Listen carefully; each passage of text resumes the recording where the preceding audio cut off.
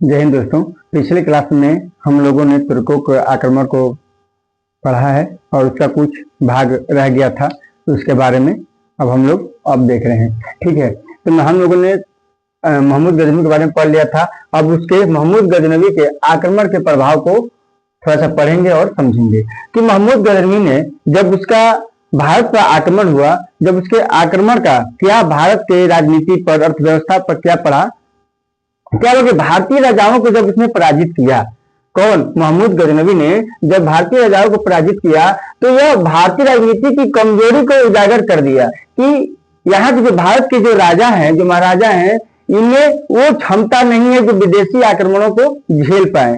क्यों? क्योंकि इनमें एक आपसी भाईचारा नहीं था।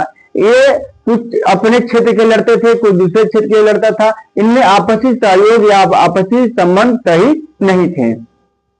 दूसरा पॉइंट है आपका कि पंजाब, सिंध, मुल्तान में गजनवी ने अपने गवर्नर को नियुक्त कर दिया और यहाँ पर मुस्लिम शासन व्यवस्था की स्थापना किया। कौन?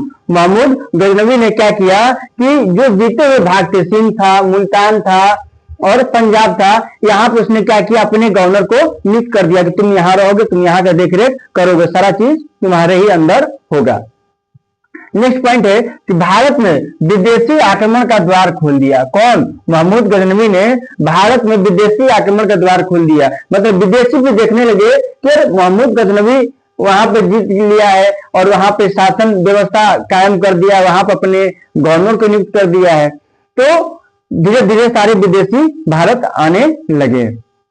ठीक है, तो भारत में विदेशी आक्रमण का द्वार कौन खोला? मोहम्मद गजनवी ने खोला। इसलिए भारतीय कला को भी नष्ट किया। मैंने आपको पिछली क्लास में बताया था, इसे मूर्ति भंजक कहा जाता है। ठीक है, मतलब मूर्ति को तोड़ने वाला कहा जाता है। तो इसने क्या किया, भारतीय कला को भी इसने नष्ट किया। भारत का जो धन था वह गजनी ले गया, यानी भारत में जो धन था अपने देश गजनी लेकर क्या वो चला गया।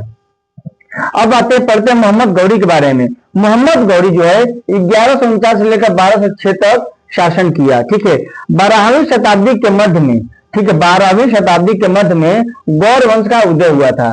ठीक है, और उनके साम्राज्य का आधार उत्तर पश्चिम के अफगानिस्तान में था। ये उत्तर पश्चिम अफगानिस्तान के निवासी हुआ करते थे और इनका यह साम्राज्य हुआ करता था।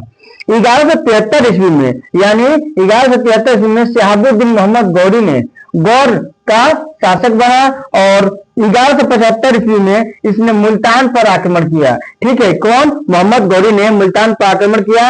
यह इसकी पहली विजय थी और यह भारत पर पहला आक्रमण माना जाता है।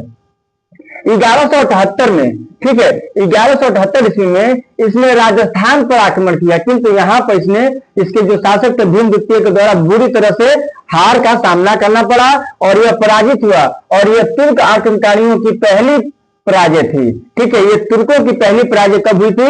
1178 में हुई थी। इसे कौन हराया था? भीम द्वितीय, यानी कि मोहम्मद गौरी को। फिर दूसरा आपका था 1191 में। 1191 में पृथ्वीराज का प्रथम तराइन का युद्ध हुआ था। प्रथम तराइन का युद्ध हुआ था जो पृथ्वीराज चौहान और मोहम्मद गौरी के मध्य हुआ था और इस युद्ध में मोहम्मद गौरी की बुरी तरह से पराजित हुई थी और यह क्या हुआ, गजनी वापस लौट गया। फिर एक वर्ष के बाद 1192 में, ठीक है, मोहम्मद गौरी मजबूत हुआ, सैन्य सेना को, अपने सैन्य शक्ति को बढ़ाया और 1192 में पुनः भारत आया और 1192 में तराइन का द्वितीय युद्ध हुआ और इस युद्ध में पृथ्वीराज चौहान की हार हुई और मोहम्मद गौरी की जीत हुई और चौहान को कौन, मोहम्मद गौरी ने बंदी बना लिया। ठीक है, तो गौरी ने उत्तर भारत में एकता प्रथा चलाई। गौरी ने क्या किया, उत्तर भारत में इसने क्या चलाया, एकता प्रथा को चलाया, जिसमें पैसों की जगह, यानी सैलरी जो होती थी, सैलरी की जगह पैसा नहीं देकर वहां पे जमीन का टुकड़ा दिया जाता था। एकता प्रथा क्या थी?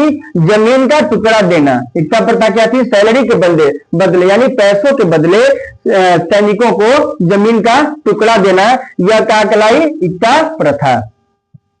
शहाबुद्दीन मोहम्मद गौरी का भारतीय अभियान क्या क्या रहा, इसके बारे में थोड़ा सा पढ़ लेते हैं।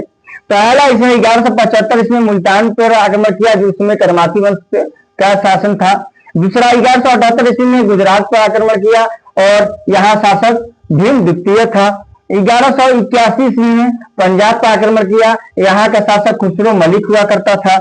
1186 में इसने पंजाब पर ही फिर दोबारा 1181 के बाद 5 साल बाद 1186 ईस्वी में पंजाब पर ही आक्रमण किया और यहाँ का भी शासक खुसरो मलिक था।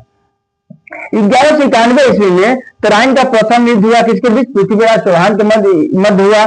दूसरा आपका 1192 ईस्वी में यानी साल भर के बाद फिर तराइन का द्वितीय युद्ध हुआ या पृथ्वीराज चौहान का मध्य हुआ। ठीक है, नेक्स्ट आपका 1194 ईस्वी में कन्नौज या चंदावर का युद्ध हुआ था। इसमें जयचंद शासक हुआ करता था।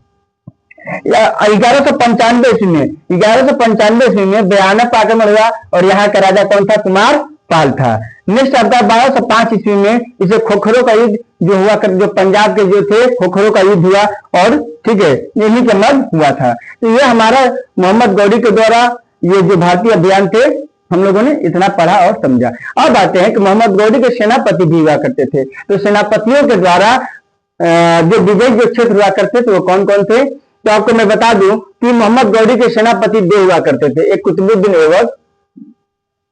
कुतुबुद्दीन पहला और दूसरा आपका बख्तियार खिलजी। ठीक है, कौन था? बख्तियार खिलजी। इसे नालंदा विश्वविद्यालय को नष्ट कर दिया था। अब आते हैं कुतुबुद्दीन ऐबक के बारे में पढ़ते हैं। गौरी के सेनापतियों के द्वारा विजयी क्षेत्र। कुतुबुद्दीन ऐबक 1196 ईस्वी में अजमेर को जीता था। इसने कुतुबुद्दीन ऐबक क्या किया था? 1196 ईस्वी में अजमेर पर विजय प्राप्त किया था। 1197 ईस्वी में बदायूं का विजय प्राप्त किया था और 1202 से 1203 ईस्वी में बुंदेलखंड का विजय किया। कुतुबुद्दीन ऐबक बहुत चहेता रहा है मोहम्मद गौरी का। और बख्तियार खिलजी 1197 ईस्वी में विजय प्राप्त किया। 1205 ईस्वी में बंगाल को जीता और 1158 में ठीक है 1198 ईस्वी में नालंदा विश्वविद्यालय को नष्ट करने का काम किया था। कौन? बख्तियार खिलजी। और कुतुबुद्दीन ऐबक के बारे में बता दिया, खिलजी के बारे में आपको मैंने बता दिया और मोहम्मद गौरी के बारे में बता दिया। तो ये आज का टॉपिक रहा है। जय हिंद।